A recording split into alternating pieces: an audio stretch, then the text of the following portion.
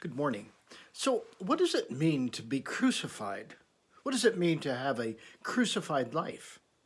Yesterday, I met with several other pastors in a monthly meeting that we have. It's a coaching group. And we were looking at the idea of crucified in the sense that what God has called us to be and to live is a crucified life. What does that look like?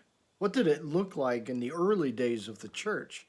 And how well are we doing at that? And are we doing it at all? It's interesting when you think about it because, well, I don't know whether or not we would even do well with living a crucified life. After all, it's very selfless if you think about it. Why is that?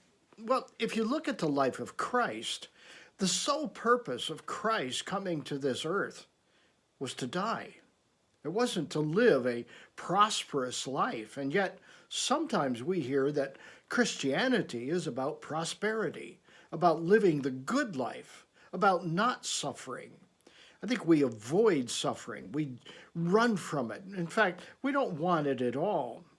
Well, part of this discussion yesterday was how do we respond to the world's issues, the COVID, guns, politics. How do we do that as Christians? It's interesting because if you read the scriptures, you'll find that the Jews or Christ or the followers of Christ didn't address those issues. In fact, they were pretty silent. But what they did address was their faith.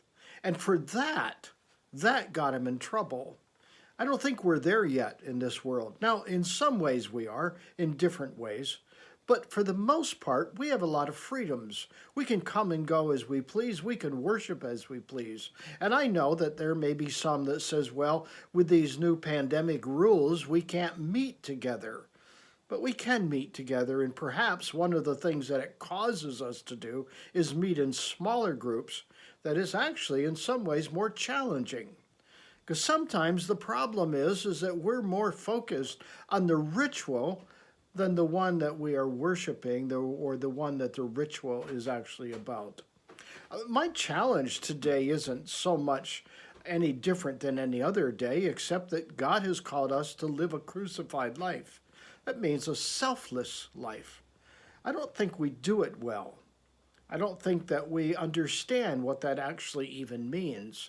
There are Christians in other parts of the world that know it very, very well, and they live it. I wonder, how would we do if we really had to go underground?